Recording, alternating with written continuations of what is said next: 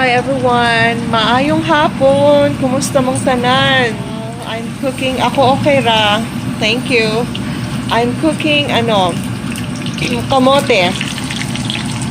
Kinakapi ko to siya from Panlasang Pinoy. I guess everybody knows him, right?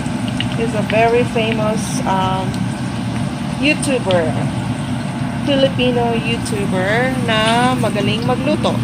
Kinapi ko tong recipe niya na hindi talaga ako nagluluto ng kamote kasi sa amin, probinsya, we just boil this or minsan ano ba yung sugba, ihaw, ganun something. And then, pag, of course, diba, pag sa paaralan, palagi itong nakikita. Snacks natin to. So, ang kinapi ko kay Panlasang Pinoy,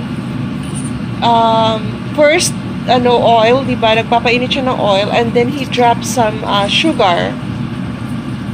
So, 'yun.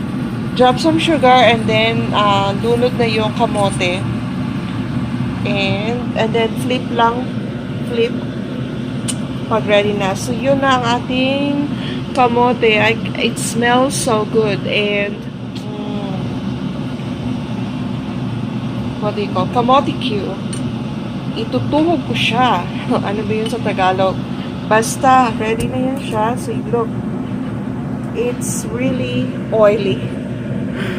Oily and, of course, malasa to. So, yun ang snacks ko ngayon. How about you guys? Anong kinakain nyo? Anyway, makulimlim dito sa amin. It's rainy day.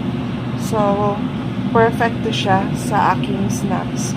Okay, that's it for today, everyone. Have a good day and thank you for watching as usual. Bye.